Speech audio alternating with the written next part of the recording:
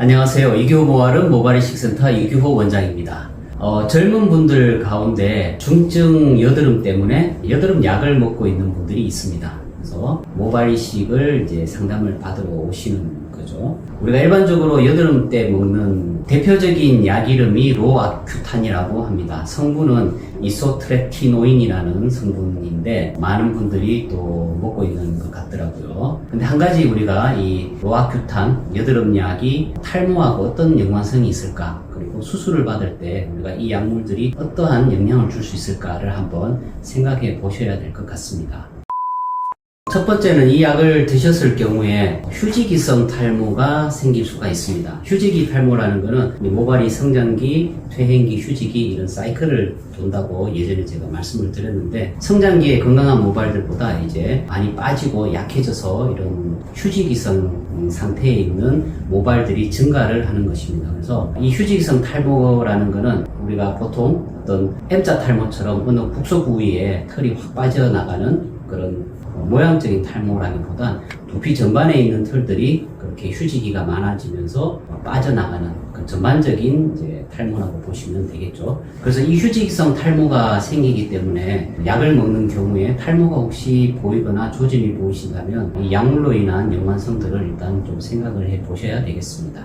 휴지기 탈모가 생기는 기전 원인은 사실 명확하게 밝혀져 있지는 않습니다. 그렇지만 피하 지방샘이라든지 또는 표피, 지질 구조 또는 기능에 어떤 장애나 영향들이 있어서 이런 탈모가 오지 않나라고 지금 생각을 하고요. 또 영양학적인 측면에서는 비타민 B군인 엽산이 부족해서 이런 것들이 오지 않을까라고 설명을 하는 것도 있습니다. 물론 이 휴지기성 탈모는 만성적인 그런 탈모로 가지는 않습니다. 그래서 약물 그 설명서에 보면은 가역성 탈모가 생길 수 있다 이렇게 표시가 되어 있어서 만성 탈모로 진행되는 경우는 이제 많지는 않기 때문에 크게 걱정은 안 하셔도 되지만, 그리고 탈모에 대한 주의와 또 관리나 이런 부분들은 필요하다고 그렇게 생각이 됩니다. 이 여드름 약으로 인해서 생기는 휴지기성 탈모는 먹는 약의 용량하고 좀 연관성이 있습니다. 그래서 이 발생 빈도가 하루에 먹는 약의 용량하고 관련이 있는데요. 만일 체중이 60kg이다 그러면 만약에 30mg, 보통 한 알이 10mg이기 때문에 하루에 3알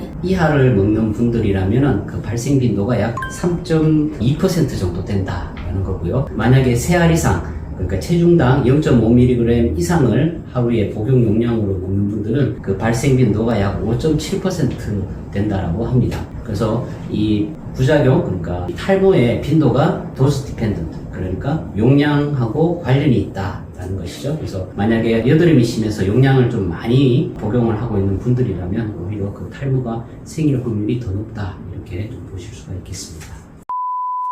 그리고 두 번째는 모발이식하고 관련된 내용인데요. M자 탈모가 있어서 이제 이식을 하러 오셨어요. 근데 약을 먹다 보니까 휴지기성 탈모도 같이 생긴 거죠. 더 나쁜 거는 휴지기성 탈모가 두피 전반적으로 이제 생기는 거니까 뒤에 우리가 채취를 하는 후두부 쪽, 뒷머리에 있는 모발들도 영향을 받아서 휴지기성 탈모가 있다면 아무래도 우리가 뽑아서 옮길 수 있는 그 재료가 되는 모발들이 조금 부실해진다는 뜻이죠. 조금 전에 말씀드렸던 피하 지방샘, 그리고 표피, 지질, 이런 구조물들의 어떤 영향들이 있기 때문에 이식한 모발들이 안정적인 생착, 그런 과정들이 방해가 될 수도 있습니다. 그래서 결론적으로는 뒤쪽에 뽑는 머리카락들 상태가 떨어질 수 있고요. 이식을 했을 때 생착이 되는 과정 중에 나쁜 영향들, 좋지 않은 영향들을 줄 수가 있기 때문에 우리가 원하는 그런 좋은 결과를 얻지 못할 수도 있습니다. 그런 가능성들은 항상 있기 때문에 우리가 여드름 약을 먹는 분들, 모발 이식을 하는 부분에 있어서는 주의를 하게 되는 것이죠.